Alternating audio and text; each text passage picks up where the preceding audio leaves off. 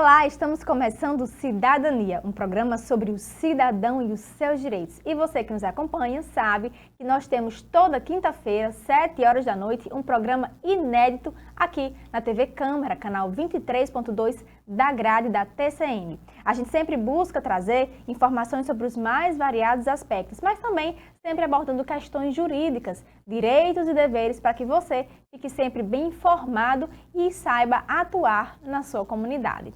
Se você não sabe, o programa Cidadania é feito em parceria entre a TV Câmara Mossoró e o Instituto Novo Eleitoral.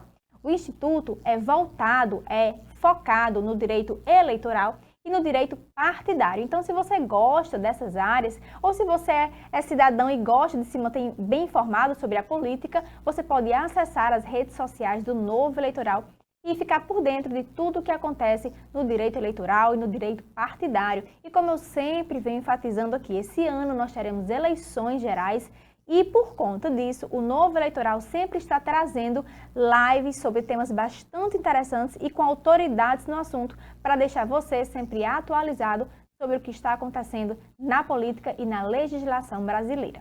Bom, hoje nós vamos trazer aqui aos estúdios da TV Câmara a conselheira tutelar Jennifer para conversar sobre os direitos da criança e do adolescente e sobre o papel do Conselho Tutelar na comunidade. O ECA, o Estatuto, está completando 32 anos que foi publicado. Mas será que realmente os direitos das crianças e dos adolescentes estão sendo efetivados? Como é o cumprimento e a fiscalização desses direitos pelos conselheiros tutelares? Você sabe o que o Conselho Tutelar significa? Sabe realmente quais são as atribuições desse órgão tão importante no cumprimento dos direitos da criança e do adolescente? Se você não sabe, vai ficar sabendo hoje aqui no nosso programa.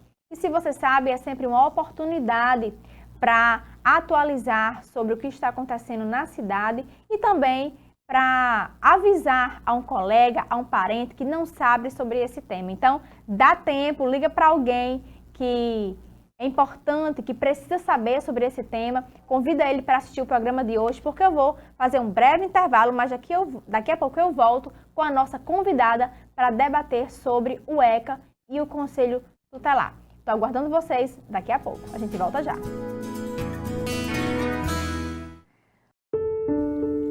Às vezes, o grito de socorro é silencioso e pode vir de um simples batom. Durante a pandemia, as mulheres estão mais expostas à violência doméstica e com menos oportunidades de pedir ajuda pela proximidade com o agressor. Se esse é o seu caso, faça um X vermelho na palma da sua mão e mostre na farmácia ao atendente. A polícia militar será chamada. Você não está sozinha. Sinal vermelho contra a violência doméstica. Estamos de volta com o Cidadania, um programa sobre o cidadão e os seus direitos. E como nós já anunciamos no bloco anterior, vamos falar hoje sobre os direitos da criança e do adolescente e o papel importantíssimo do Conselho Tutelar. Para conversar conosco sobre esse tema, estamos aqui nos estúdios da TV Câmara com Jennifer, que é conselheira tutelar da 34ª Zona. Jennifer, primeiramente nós gostaríamos de agradecer a sua presença. É importante conversar sobre esse tema, principalmente para mostrar às pessoas o papel que o Conselho Tutelar exerce na sociedade e como nós, cidadãos, podemos ajudar também esse órgão a combater violações dos direitos da criança e do adolescente. Então, nós agradecemos sua disponibilidade em vir aqui conversar conosco.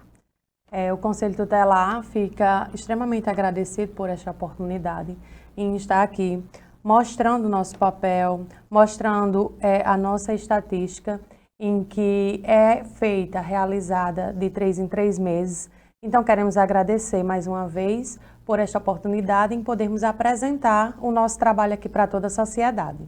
Jennifer, então, para a gente começar, a gente escuta muito falar sobre o Conselho Tutelar, mas pouca gente sabe o que de fato é esse órgão e quais os papéis, qual a sua função na comunidade. Então, eu queria que você falasse para quem está nos assistindo o que é o Conselho Tutelar.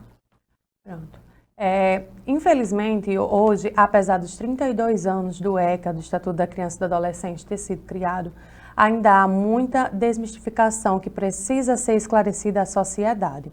O papel do Conselho Tutelar é de garantir e cumprir os direitos fundamentais das crianças e adolescentes. Que direitos são esses?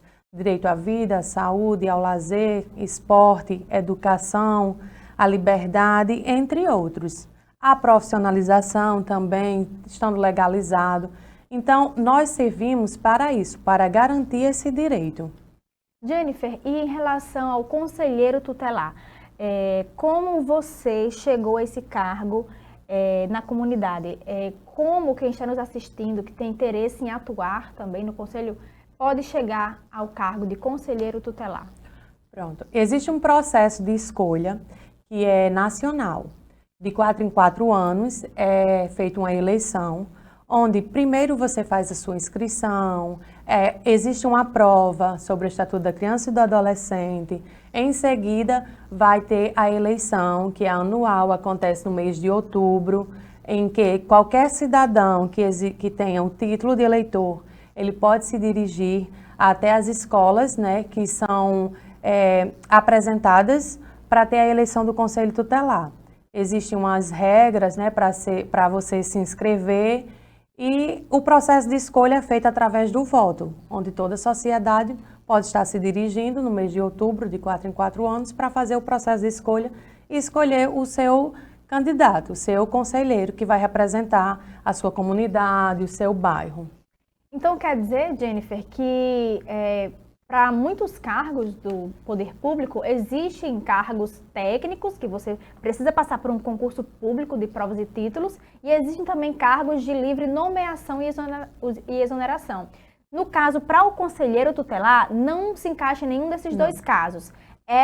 Se equipara, então, às eleições, por exemplo, dos vereadores, né, que ocorrem a cada 4 anos, e além de você passar por um processo de escolha da comunidade, tem uma prova prévia para saber se você tem conhecimento técnico sobre o ECA, sobre o Estatuto da Criança e do Adolescente. É isso mesmo? Exatamente.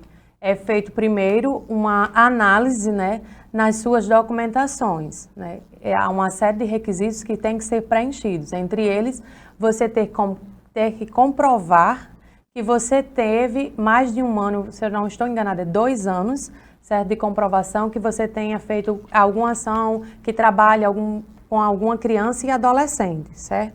Após isso, começa uma campanha, estipulado a data, tudo legalizado, tudo monitorado pelo Ministério Público. Existe a data de você começar a fazer o início, né, dar o início à sua campanha, onde você vai fazer a apresentação do Conselho Tutelar, a sua apresentação, onde você vai conquistar os seus votos, como se fosse uma eleição para vereador, para prefeito.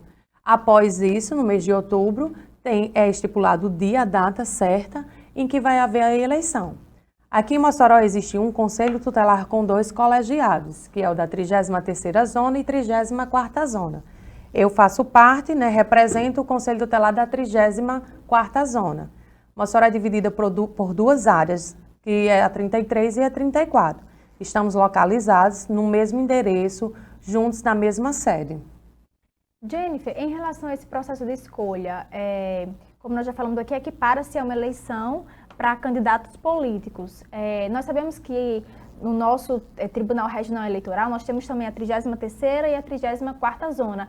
É como se fosse isso, então eles se equiparam a essa realidade da Justiça Eleitoral? Isso. Quem é da 34ª Zona, principalmente que tem o seu título de eleitor vinculado com a 34ª Zona, só posso representar a 34ª Zona. Eu tenho que morar em um bairro da 34ª Zona. Então, é feito todo esse processo, é registrado. O Ministério Público acompanha todo o processo de escolha do conselheiro tutelar. Jennifer, e você já citou que o ECA está fazendo 32 anos de vigência. O que é que a gente pode destacar nesse período todo? Você acha que a gente realmente teve avanço, tanto na legislação como na fiscalização desses direitos? Sim, houve um avanço, digamos assim, né? Mas, porém, precisamos que os direitos, né, sejam efetivados. Como? Com as políticas públicas, né? Para que esses direitos sejam efetivados, tem que acontecer, tem que existir as políticas públicas. Agora, no mês de maio, foram dadas 8 atribuições a mais ao conselheiro tutelar. Essas atribuições ainda estão sendo estudadas entre os conselheiros. A gente vai passar por capacitação, porque são atribuições em que dá poderes novos ao conselheiro tutelar, que foi a lei de Henri Borel, que foi aprovada, né, nacionalmente, uma lei bastante conhecida, foi aprovada no mês de maio, e com isso nós temos o quê? Que ter propriedade para atuar sobre essa lei, para fazer que ela valha a pena. Vamos fazer capacitação, inclusive já estamos com várias capacitações agendadas, né, porque com a lei a gente não pode se brincar, é uma coisa séria. Essas novas atribuições são atribuições novas que deram ao Conselho Tutelar, que inclusive vai ser implementadas no ECA, no Estatuto da Criança e do Adolescente. Jennifer, você falando em atribuições, isso é uma coisa que às vezes realmente assim, as pessoas confundem, né? Existe muita desinformação quanto ao trabalho na prática do Conselho Tutelar. Você poderia citar algumas funções do Conselho? É como eu falei aqui, as funções do Conselheiro Tutelar é fiscalizar aquele equipamento que está deixando de garantir o direito da criança e do adolescente. Como assim? O direito daquela criança que estuda naquela comunidade, naquele bairro, está sendo negado. O direito à educação. A escola não tem a vaga na escola para aquela criança. A UBS daquele bairro está sem um médico pediatra para aquela criança. Está faltando um certo tipo de exame. Em relação à psiquiatra, que a procura está sendo muito grande, né, devido à quantidade de aumentos que teve, né, infelizmente depois da pandemia, aumentos esses que mexeram muito com o psicológico da criança, depressão, autismo, entre outros, né? Então, a gente vai fazer com que aquele direito seja garantido. Vamos requisitar, um dos papéis do serviço do Conselho Tutelar é esse, requisitar o serviço. Vamos até a secretaria, através de requisição, a Secretaria de Saúde, a Secretaria de Educação, mostrar, provar que aquele direito está sendo negado e queremos que ele seja efetivado através da requisição. Então, quer dizer que o trabalho do Conselho depende da área. Se existe uma violação ao direito da criança ou do adolescente, o Conselho Tutelar estará lá para garantir que esse direito seja efetivado, independente se é na área da educação, da saúde, da cultura, do lazer. Em todas as áreas. Nós estamos para garantir qualquer que seja esse direito, seja da educação, cultura, lazer, esporte, mas ele tem que ser efetivado, ele tem que ser garantido. Jennifer, nós vamos fazer um breve intervalo, mas daqui a pouco a gente volta falando desse tema tão importante e que infelizmente é tão pouco debatido, que são os direitos da criança e do adolescente, porque quando a gente pensa muito em criança e adolescente, a gente acha que são sujeitos que não possuem direitos, mas como todo ser humano, eles merecem ter seus direitos resguardados. Então fique aí que a gente volta daqui a pouquinho para outro bloco do Cidadania. A gente volta já. Olá, passageiros! Vocês já ouviram falar da peste suína africana? Uma doença muito contagiosa para nós, suínos, e que pode levar à morte. Ela é causada por um vírus que não faz mal aos humanos, mas que é transmitido aos animais por meio de alimentos, objetos e roupas contaminadas. Por isso, a gente conta com a sua ajuda. Não traga produtos de origem suína de outros países. Peste suína africana. Vamos cuidar para não chegar ao Brasil. Ministério da Agricultura, Pecuária e Abastecimento, Governo Federal, Pátria Amada Brasil. O governo federal, através do Ministério da Cidadania, está disponibilizando mais um canal de atendimento para as famílias em situação de vulnerabilidade no país. É o aplicativo do Cadastro Único.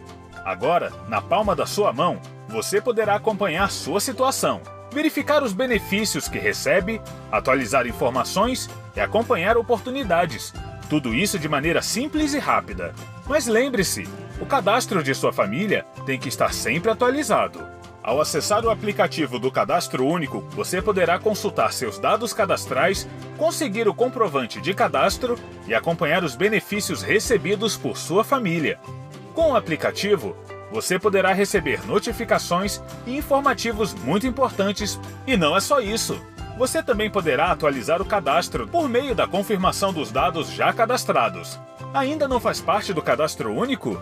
Com o novo aplicativo, você poderá realizar o seu pré-cadastramento e passar pelo processo de avaliação complementar. Confira no aplicativo o mapa dos pontos mais próximos de você. Tudo isso para facilitar o seu acesso ao Cadastro Único para programas sociais do Governo Federal. Baixe agora o aplicativo do Cadastro Único, disponível nas plataformas Android e iOS. Para mais informações, acesse o site www.gov.br/CadÚnico.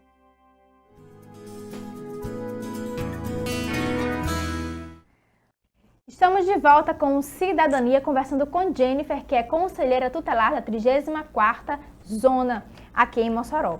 Jennifer, a gente conversava, né, sobre as funções, sobre o trabalho do conselho tutelar, sobre o papel do conselheiro, mas agora a gente vai para uma questão bastante delicada, que são as violações dos direitos da criança e do adolescente. E a pergunta que eu faço agora é a seguinte: você acha que nesse período pós-pandemia houve um aumento significativo desses números de violações? Infelizmente, sim. Um momento tão delicado em que todo mundo passou, né, com essa pandemia, foi crescente o número de denúncias que chegou ao Conselho Tutelar. Em nenhum momento o Conselho Tutelar parou de trabalhar. Em nenhum momento durante a pandemia, enquanto todos estavam em casa, nas suas residências resguardados, o Conselho Tutelar estava atuando, estava trabalhando. Chegamos a ir por várias vezes em algumas ocorrências, em algumas denúncias, até mesmo entrar em hospitais onde estava com aquele índice alto de contaminação, mas a gente tinha que ir, porque aquela criança que estava ali naquele momento, ela estava precisando da nossa ajuda, estava precisando que aquele direito tivesse garantido. Então, durante a pandemia, por todos estarem, né, tanto as crianças como os pais, padrastos, entre outros, estarem dentro de casa, todo mundo naquele ambiente, houve um aumento, sim, de denúncias. Esses aumentos foram em relação a maus tratos, negligência. Infelizmente, houve esse aumento durante a pandemia. Vocês fazem campanhas também, Jennifer, em relação a temas específicos? Sim. Uma campanha muito forte que acontece todos os anos é a campanha 18 de maio, né, que é conhecida nacionalmente, é uma campanha nacional.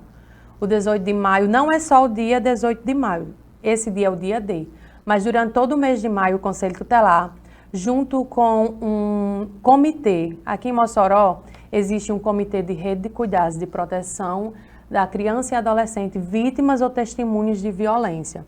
Então, esse comitê, junto com o Conselho Tutelar, que é uma rede de proteção. O que é essa rede de proteção?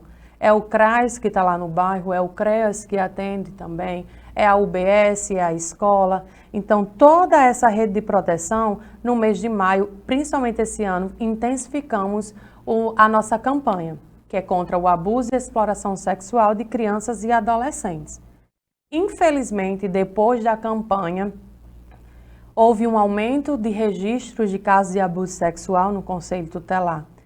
Como a gente fez várias ações educativas, de palestras, de roda de conversa, em escolas, em CRAs, então houve esse aumento. Por quê? Porque a criança estava sendo alertada. A criança teve a informação de que aquele abraço que o vizinho deu, aquele beijo que o vizinho deu, infelizmente, aquele passado de mão que aquele parente deu, ou até mesmo o pai, se configurou um abuso sexual. Então, como a criança ou o adolescente estava tendo essa informação, houve um aumento nesse número. No mês de maio até junho, nós tivemos um registro de 9 casos de abuso sexual, só na 34ª Zona. Lembrando que é suspeitos de abuso sexual. Esses casos chegam no Conselho Tutelar como suspeitos de abuso sexual. Aqui em Mossoró existe, na maternidade Almeida Castro, o programa Flor de Lótus. Esse programa existe para atender crianças e adolescentes vítimas de abuso sexual. É um programa que acontece totalmente gratuito na maternidade.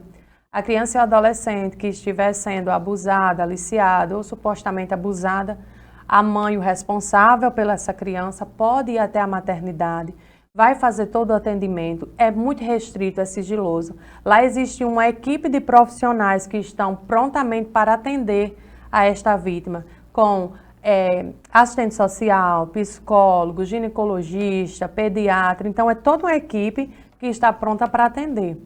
A sociedade e a população, ela não tem ainda conhecimento desse programa, mas é um programa muito importante que está lá na maternidade, funciona 24 horas e está pronta para atender, infelizmente, essa vítima de abuso sexual. Jennifer, além dos casos de denúncias, né, de abuso sexual, quais são as violações com as quais você se depara com mais recorrência na sua gestão? A campeã, nós vamos dizer assim, né, de denúncias no Conselho Tutelar são as negligências, né? As negligências com as crianças, com adolescentes. Que negligências são essas? É mesmo com a higiene, questão da higiene, alimentação. A higiene do lar também, ela reflete muito, a gente recebe algumas denúncias em relação à higiene, tanto da criança, a higiene pessoal, como a higiene do lar. Um lugar sujo, um local sujo, onde aquela criança esteja ali vivenciando, presente, ela vai adquirir doenças, né? Então, é isso que a gente alerta aos pais, que a gente notifica, que a gente orienta aos pais em relação a isso.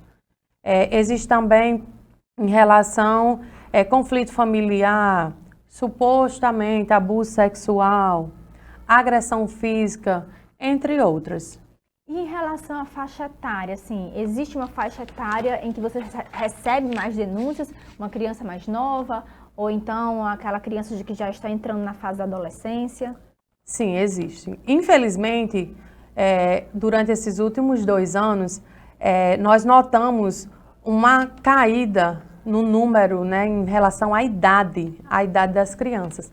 Cada vez mais crianças menores, entre 0 a 7 anos, estão sendo vítimas, estão com seus direitos violados. Antigamente era mais só as crianças de 10 anos, adolescente de 12, mas hoje nós temos uma diminuição nessa faixa etária. De 0 a 7 anos são as crianças que estão mais expostas com esses direitos violados. Infelizmente, né? Porque são crianças que justamente muitas vezes não sabem discernir o certo, o errado, e crianças que muitas vezes não sabem nem expor aos seus responsáveis o que está acontecendo com elas, né? Mas em relação ao sexo, tem alguma diferenciação se meninos ou meninas sofrem mais violações? Sim, infelizmente, né, as mulheres, as meninas, elas são as que chegam mais no Conselho Tutelar, as que são mais negligenciadas, as que sofrem mais maus tratos, as que sofrem mais abuso sexual, são as meninas. E em relação, Jennifer, nós falamos já um pouco, né, sobre a questão da idade, do sexo, dos principais abusos e violações, mas uma coisa bastante importante é o agente criminoso, o agente causador daquela violação. A gente escuta sempre falar que muitas vezes ele está mais próximo da gente do que a gente imagina. Isso é realmente verdade? Os principais violadores são pessoas mais próximas à vítima? Sim, com certeza. Infelizmente, esse é um ponto, é um fato que a gente sempre está debatendo, sempre está mostrando à sociedade e aos responsáveis. Infelizmente, quem abusa mais do seu filho, da sua filha, é aquela pessoa da sua confiança, é aquele parente, é aquele amigo, é aquela pessoa que tem um livre acesso à sua residência. E, infelizmente, a gente hoje, no mundo que nós vivemos, a gente não se pode mais confiar nas pessoas. Nós temos dados sobre isso, nós temos toda uma estatística voltada sobre isso. Em relação aos outros direitos violados, infelizmente, hoje o agente violador, como nós chamamos, de maior índice, são as mães. Né? As mães, triste. Infelizmente, o lado protetor que é para ser, né, está se invertendo. Infelizmente, hoje as mães são as agentes violadores com maior número de registros no Conselho Tutelar. Em seguida vem pai, vem terceiros, que é um vizinho, que é um amigo, um tio, entre outros. Jennifer, e quem estiver presenciando ou quem tiver conhecimento de alguma violação, o que essa pessoa deve fazer? Onde denunciar? A que órgão recorrer? Pronto. Uma coisa que é importante frisar aqui para a sociedade, que tudo que se configure crime, um exemplo, agressão física, espancamento, tráfico de drogas, mesmo que envolva criança e adolescente, tudo que se configure crime é polícia. Você vai ligar para o 190 ou para a Guarda Municipal, onde eles vão fazer a atuação. Se há direitos violados, você entra em contato com o Conselho Tutelar. O Conselho Tutelar funciona de segunda a sexta-feira, das 8 da manhã às 18 horas, com sede fixa na Rua Juvenal Lamartine, próximo ao 8º Rosado. Nós temos telefones fixos, que é 3315-4808 e 3315-4809. Durante a semana de segunda a sexta-feira, a partir das 18 horas, funcionamos com regime de sobreaviso, de plantão até meia-noite. Aconteceu alguma coisa com aquela criança e adolescente, 7, 8, 9 horas, até meia-noite, você vai ligar para o 8849-4211, que é o nosso número do sobreaviso celular, onde você pode fazer sua denúncia, você pode fazer sua ligação, é o WhatsApp também, certo? Finais de semana, o Conselho Tutelar funciona de sábado e domingo, 7 da manhã, 7 da noite, com plantão presencial em nossa sede. Então, não há desculpa para você denunciar, né? O que a gente pede muito ao vizinho, ao familiar, que faça sua denúncia. O importante frisar que a denúncia ela é anônima. Toda denúncia que chega no Conselho Tutelar ela é anônima. Você não vai ser identificado. Qual é o papel do Conselho Tutelar? Receber a denúncia, mandar a notificação para o responsável, para a família, para comparecer ao Conselho Tutelar e daí nós vamos dando encaminhamento ao atendimento. Mas toda denúncia que chega no Conselho Tutelar, ela é anônima. Lembrando também que existe um número nacional, que é o Disque 100. Você pode ligar de qualquer telefone.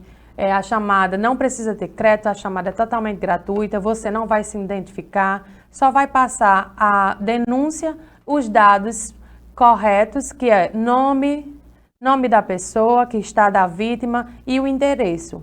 Vai ligar para o Disque 100, o Disque 100 vai fazer com que essa denúncia chegue no Conselho Tutelar. Então, uma forma que nós temos aqui de orientar a população é que faça a denúncia, não se omita, não seja negligente em ver aquela criança sofrendo, em ver aquela criança passando por certos tipos de traumas na sua vida.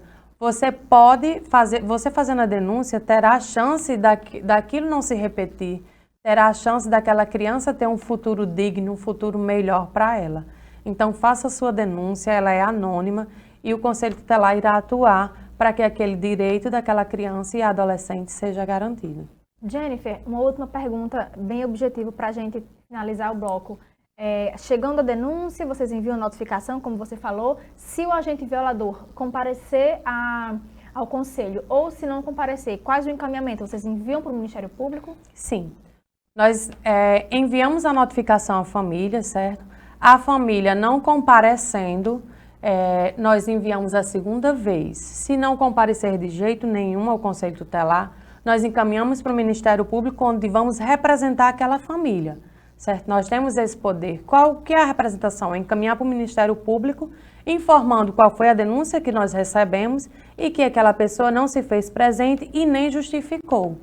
Então, a gente tem essa parceria com o Ministério Público de não seguindo, veio até o Conselho Tutelar e tudo, não está seguindo o que foi orientado, as medidas que nós aplicamos não estão sendo garantidas, então vai ser encaminhado para o Ministério Público para que eles tomem providências. Jennifer, nós gostaríamos muito de agradecer sua presença aqui. Poderíamos ainda continuar conversando, mas em virtude do tempo não vai ser possível. De toda forma, a gente deixa já aqui o convite para que você possa voltar outras vezes para a gente continuar essa conversa que é tão relevante. Nós que agradecemos mais uma vez essa oportunidade. É muito bom mostrar aqui esse momento para estar mostrando o papel do Conselho Tutelar, o serviço que nós fazemos. Nós temos também a estatística, como eu já frisei aqui, a estatística trimestral da gente, onde tem todos os dados de números, de agentes violadores, de idades, bem detalhado. Então, essa estatística é feita de 3 em 3 meses, onde nós apresentamos e enviamos, né, para os órgãos e mostrando nosso serviço. Então, queremos agradecer a oportunidade e sempre que for possível, é um prazer para o Conselho Tutelar estar aqui apresentando os dados, que infelizmente não são dados bons. Queria eu estar aqui como conselheira tutelar mostrando o mínimo de dados possíveis, mas existe o erro, existe o direito violado. Nós estamos aqui para orientar a população, para mostrar o que podemos fazer. Obrigada, Jennifer, mais uma vez. E nós vamos finalizando o terceiro bloco, mas voltaremos daqui a pouquinho com o Dr. Erval Sampaio e Dr. Pietro Medeiros em seus respectivos quadros. Não sai daí, que é rapidinho, a gente volta já.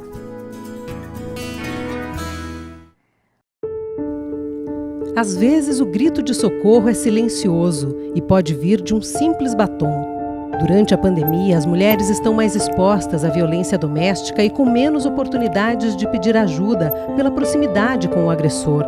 Se esse é o seu caso, faça um X vermelho na palma da sua mão e mostre na farmácia ao atendente.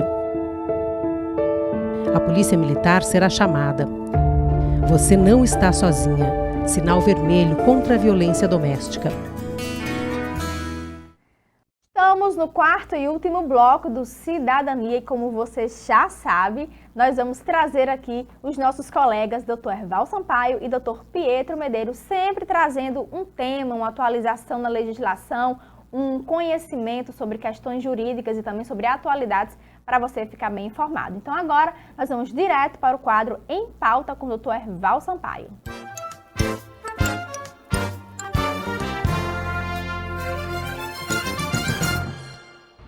Amigas e amigas do Cidadania, mais um bate-papo no nosso quadro Em Pauta, né? Que alegria, que satisfação, saudade aí de todos vocês, nossa querida Joyce conduzindo aí com maestria o nosso programa. Veja bem, pessoal, essa semana, não é? A gente vai comentar mais um tema intrigante, inclusive eu comento com muita tristeza, na realidade até com um aperto no coração, porque eu tenho dito ao longo de algumas falas, né, e até mesmo muitas vezes nem mesmo públicas, né, eu tenho evitado, mas não deixo de fazê-las quando necessário, e sempre ressalto essa questão dessa polarização tão ridícula, tão intensa que a gente tem vivido e que nos colocam, né, lado a lado. Ou como eu disse no último curso que eu ministrei aqui, na Escola da Assembleia do Estado do Rio Grande do Norte, quando eu disse que parece que você, mesmo aqueles que têm cautela, você fica numa espécie de ping-pong, porque qualquer coisa que você fala, você fica, né, para um lado e para o outro. A gente tende a ser colocado para um lado e para o outro. E por que eu estou me referindo a isso? Porque eu vou ter que mencionar, mesmo com o risco que me coloquem mais uma vez para um lado, eu já estava do lado do outro, mas eu vou ousar falar, que é justamente a declaração, né, ou melhor, as falas, né, ou melhor, um encontro marcado pelo excelentíssimo presidente para constranger o próprio país, ou melhor, constranger a justiça eleitoral brasileira perante vários embaixadores, tá? Eu tenho dito que a liberdade de manifestação de pensamento, que não é absoluta, mas que permite sim críticas não só à justiça eleitoral, qualquer outro ramo da justiça, críticas inclusive a modelos, sistemas, críticas à estrutura, críticas de um modo geral, mas críticas que sejam construtivas, críticas que sejam inclusive para aperfeiçoar, para você inclusive se colocar contra determinado sistema, para você demonstrar inclusive desacertos, para você ser contundente, firme e forte. Agora, para você querer alterar a verdade dos fatos, para você deturpar, para você distorcer, aí não, com todo respeito.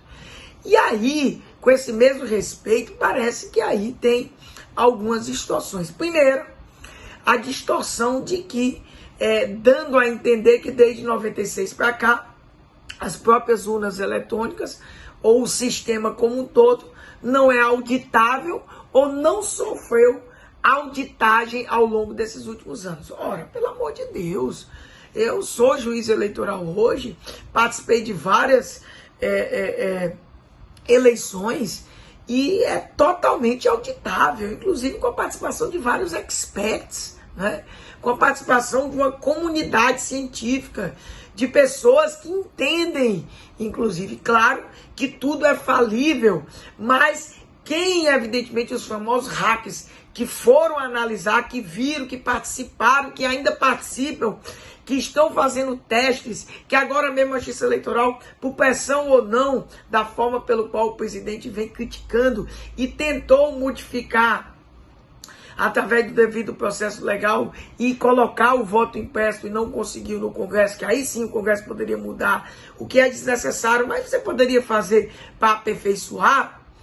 Poxa, essa forma é constrangedora. Porque é o que eu tenho dito. Há sim verificações públicas, auditagem, e nada se comprovou com relação a essa questão de que se entra dentro do sistema, de que se pode alterar o resultado. Inclusive se tem o cuidado desde 96 de não se ter nenhum tipo de comunicação com a chamada Rede Mundial de Computadores, a época, e agora a famosa internet. É zero. Na época do disquete, o disquete era isolado, você pegava o disquete, jogava dentro do sistema interno da justiça. Hoje, através de pendrives, hoje com toda a tecnologia, não fica nada, inclusive para que se possa ter acesso, inclusive os sistemas aí são todos eles, vamos dizer, estanques, ninguém sabe de tudo. Então é difícil você imaginar. A própria Polícia Federal, que tem um inquérito aí, fez uma declaração no sentido contrário. O inquérito que foi divulgado não traz vulnerabilidade substancial.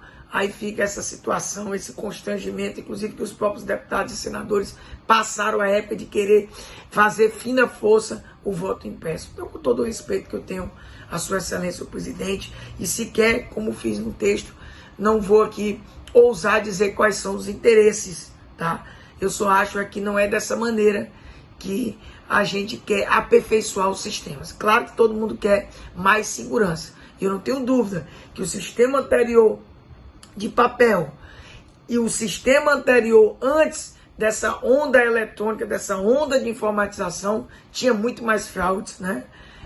Do que se possa vislumbrar com a participação humana hoje, que nada se comprovou. Então, que a gente possa ter esse espírito republicano de aperfeiçoamento e melhora, e não, evidentemente, criticar, politicar, ou principalmente querer distorcer os fatos, né? Que isso não é legal. Valeu, pessoal!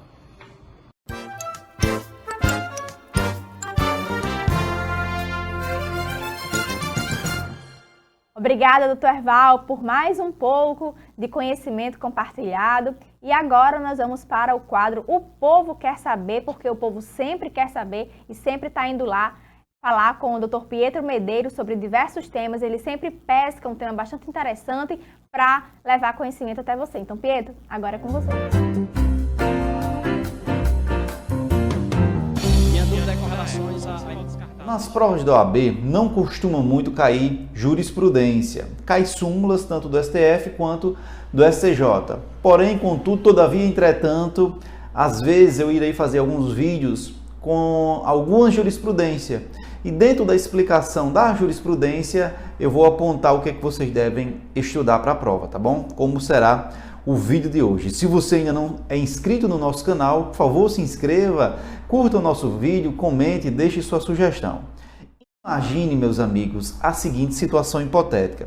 Imagine que um governador de determinado estado, ele libera crédito consignado para os servidores públicos do estado, tá bom? Então, os servidores públicos vão até, por exemplo, a Caixa Econômica Federal e faz o seu consignado. Então, João, por exemplo, tem uma parcela fixa em um consignado feito na Caixa Econômica de R$1.000.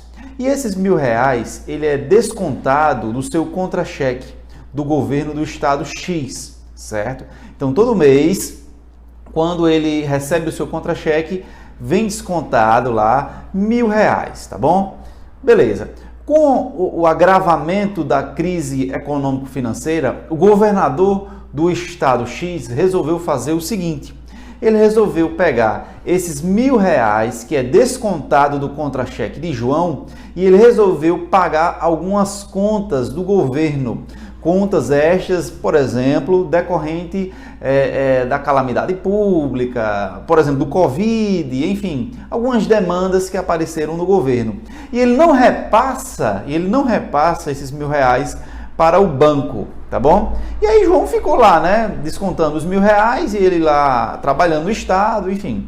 Um certo dia chegou uma carta para ele do SPC e Serasa, por exemplo, e ele verificou que seu nome estava negativado, vamos dar o exemplo aqui, do Serasa.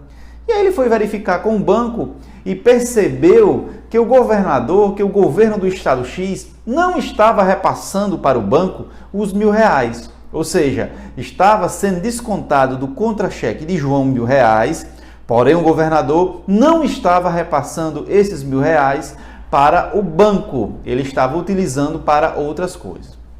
Tranquilo? Qual o crime o governador cometeu aí, meus amigos? E é isso que vocês têm que estudar para a prova. Este crime, vocês vão lá no Código Penal, no artigo 312, eu vou deixar aqui embaixo tanto o julgado quanto o artigo, e vocês vão estudar o artigo 312, que chama-se peculato, o crime de peculato. Dentro do peculato, em seus incisos e parágrafos, temos o peculato furto, peculato desvio, peculato apropriação. Depois iremos fazer um vídeo somente sobre o crime de peculato. Porém, antes, vá lá no seu Vademecum, na sua legislação, estuda o artigo 312. Qual tipo de peculato o governador do estado cometeu neste caso? Qual crime? Você vai anotar aí que foi peculato desvio. Peculato desvio, previsto no artigo 312, na sua parte final lá do artigo, tá bom? Peculato desvio. Porém, meus amigos, na OAB pode cair outros tipos de peculato que você vai dar uma lida. Eu vou deixar aqui embaixo, tá bom? Vou deixar aqui embaixo. E vou me comprometer com vocês a depois fazer uma aula só sobre peculato, tá bom?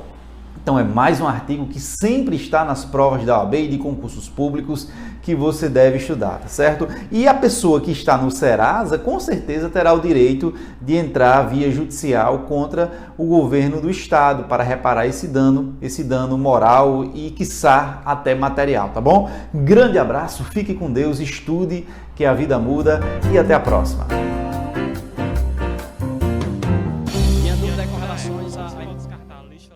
Obrigada, Dr. Pietro Medeiros, e obrigada a você também que nos acompanhou em mais este programa do Cidadania. Nós lembramos que você pode assistir a esta reprise e também as edições anteriores na programação da TV Câmara e também no canal do YouTube. Nós contamos com a sua participação, com a sua audiência na próxima semana e continue aqui na programação da TV Câmara, que tem muita coisa bacana. Até mais!